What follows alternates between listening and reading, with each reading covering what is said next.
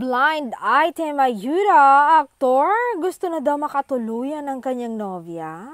Sa kanilang interview ay sinagot nga ng aktor. Say niya, oo naman, from the bottom of my heart. Siya na talaga ang gusto kong makatuluyan. Mararamdaman mo naman kasi kung siya na talaga ang the one mo.